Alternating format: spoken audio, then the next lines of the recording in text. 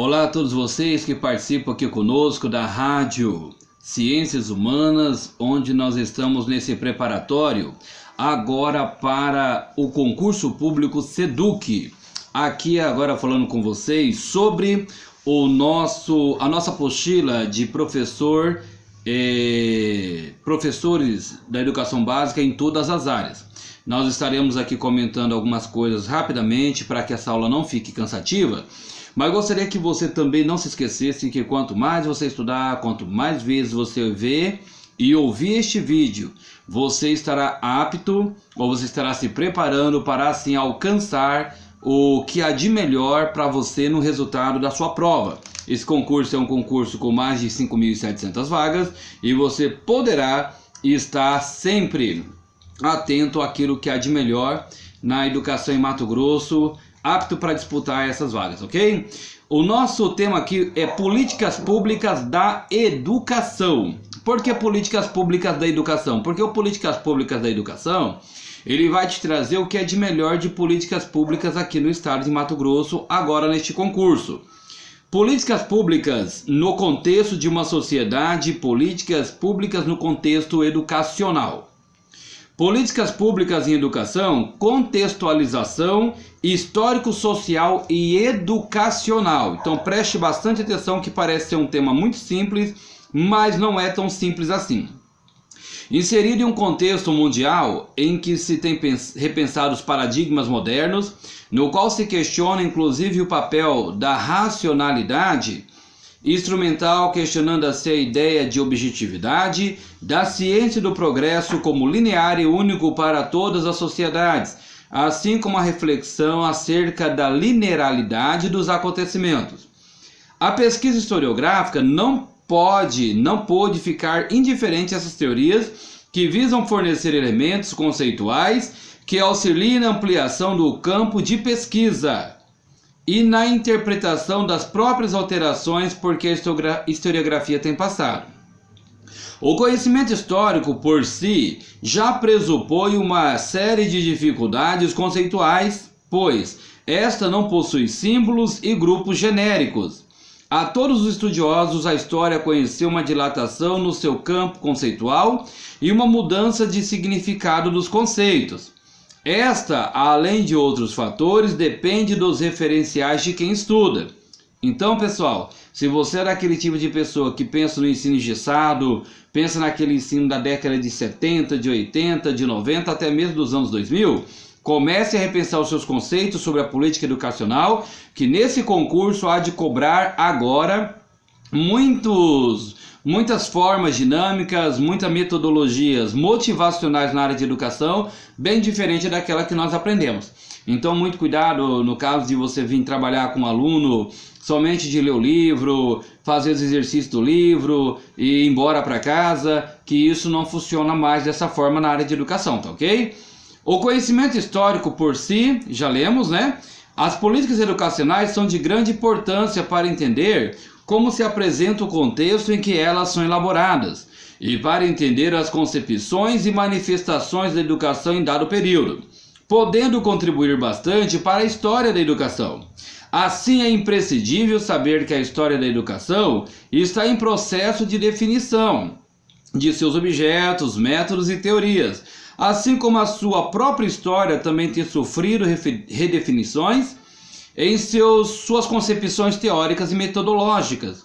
Em meio a essa constante luta entre paradigmas rivais, observamos a afirmação da história nova, que, embora não negue nenhuma das concepções anteriores de história, se apresenta com a mais forte contribuição no sentido de se repensar da história iniciada a partir da fundação da revista francesa dos Annales, em 1929, sob a direção de Marc Bloch e Lucien Febvre.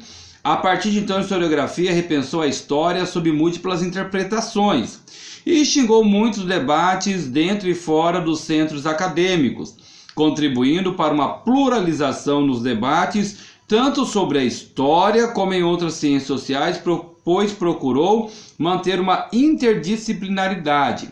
Então, se você é historiador ou se você já estudou história em licenciatura ou tem algum conhecimento, o Marc Bloch e o Lucien Febvre foram fundadores da revista Análise, aquela que defendia que a historiografia não poderia estar engessada apenas em fatos e documentos que eram mais ou menos como os positivistas pensavam.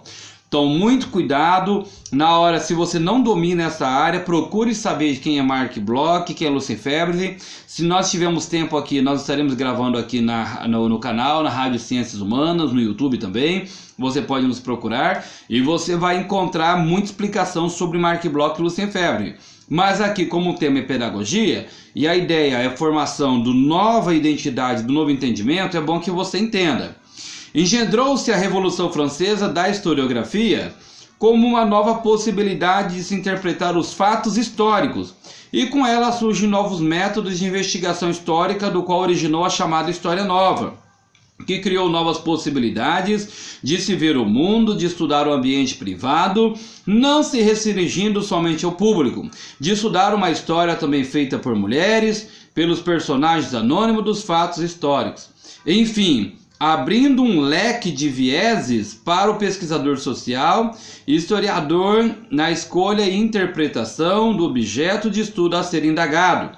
Assim, o saber histórico que privilegiava os heróis, as batalhas, elites, deu lugar a uma nova concepção de história, com novos sujeitos históricos, a mulher, a criança, o mendigo, o louco, o pobre, e novos temas e enfoques, em que a história nova resgatou vários elementos discriminados pela história rankiana. Então, só para que vocês aí não se percam, quando eu falo mulher, criança, mendigo e louco, você pode achar assim que é uma coisa meio estranha. Mas não se esqueça que Michel Foucault escreveu um livro chamado A História da Loucura. Viu, pessoal? Então nós temos aí a mulher era menosprezada, não fazia parte da história, a mulher não fazia parte em nenhum momento dos livros de história, apenas heróis, fatos, militares e assim por diante. Então, gostaria que vocês tomassem muito cuidado na hora de você estudar a História Nova de Lucien Febvre e Marc Bloch, que é muito importante. O método de pesquisa e ensino de História Nova é de que o conhecimento historiográfico deve partir através de pistas, vestígios deixados na história, ou seja, procurar e questionar os documentos históricos como fontes, não aceitando como documento histórico apenas documentos oficiais, e sim todo vestígio que comprove um momento histórico em análise. Essa percepção de que a história não era apenas esses fatos políticos, nem que a história era uma ciência semelhante à física, foi uma grande contribuição dos análises. Assim, eles visam proporcionar uma história problemática e não apenas automática, pois se visava compreender o presente pelo passado, mas também percebeu que muito do que sabemos do passado é em virtude das nossas posturas atuais como nosso presente.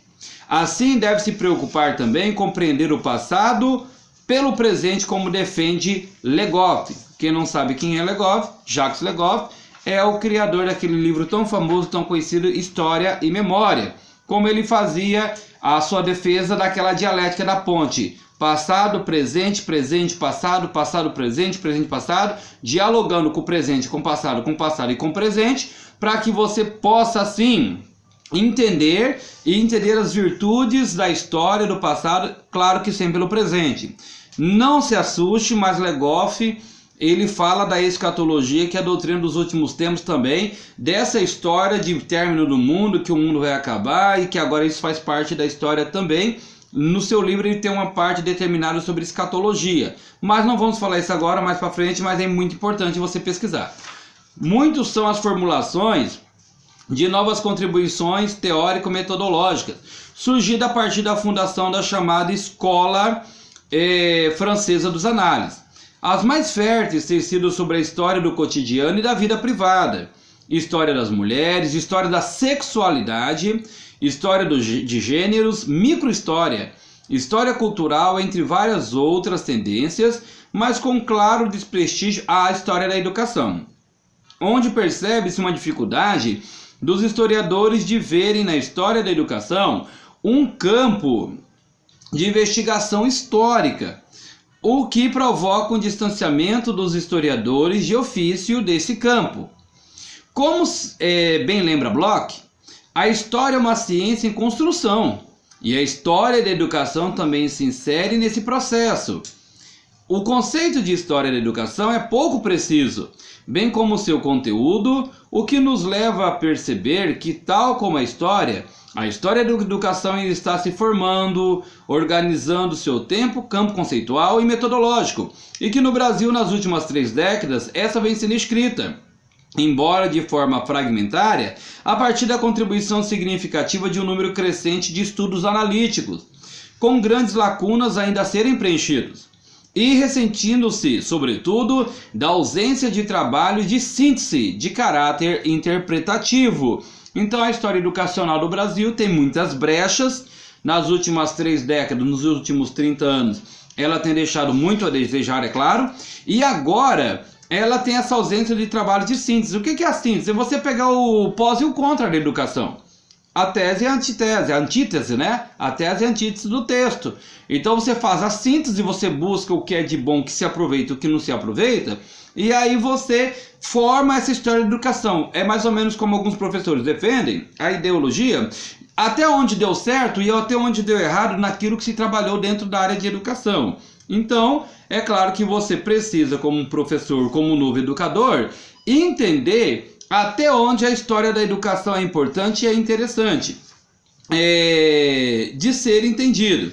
Então, aqui ainda vai dizendo, além disso, encontramos um outro problema, que é o da periodização da história da educação, em que a tentativa de elaborar uma periodização de um período mais plausível é, sem dúvida, uma empresa arriscada, a não ser, e não pela complexidade do tema, como sobretudo por ser relativamente baixo e índice de crítica historiográfica na área.